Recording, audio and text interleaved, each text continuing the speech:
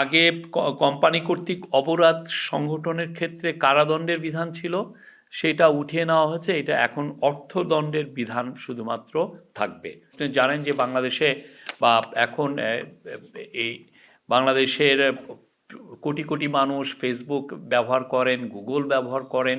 তো তাদের সাথে কিছু এই যারা মেটা, অ্যালফাবেট, এদের সাথে কিছু কিছু বিষয় নিয়ে তারা এই ডেটা প্রোটেকশন লয়ের কিছু কিছু বিষয় নিয়ে তারা তাদের কনসার্ন রেজ করেছিল। তাদের কনসার্নকে অ্যাড্রেস করার জন্য দুটো জিনিস করা হয়েছে। একটা হচ্ছে যে ডাটা লোকালাইজেশনের আগে ছিল যে ডাটাটা সত্যিকার অর্থে বাংলাদেশেই এটা রাখার কথা ছিল।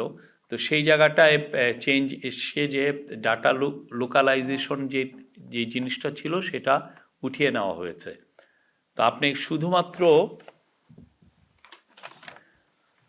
শুধুমাত্র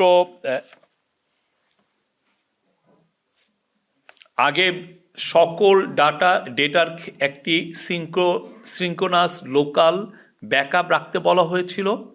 এখন শুধুমাত্র ক্রিটিক্যাল ইনফরমেশন ইনফ্রাস্ট্রাকচারের ক্ষেত্রে সীমাবদ্ধ করা হয়েছে। এইটা মানে এই জায়গাটায় শুধুমাত্র আপনি বাংলাদেশে আপনার একটা এটা রাখার বিধান রাখা হয়েছে। এটার একটা কপি, রিয়েল টাইম কপি এটা রাখার একটা বিধান করা হয়েছে। আর পার্সোনাল ডাটার ক্ষেত্রেও কিছু রেস্ট্রিকশন আছে। আর আগে কোম্পানি কর্তৃক অপরাধ সংগঠনের ক্ষেত্রে কারাদণ্ডের বিধান ছিল, সেটা উঠিয়ে নেওয়া হয়েছে। এটা এখন অর্থদণ্ডের বিধান শুধুমাত্র থাকবে।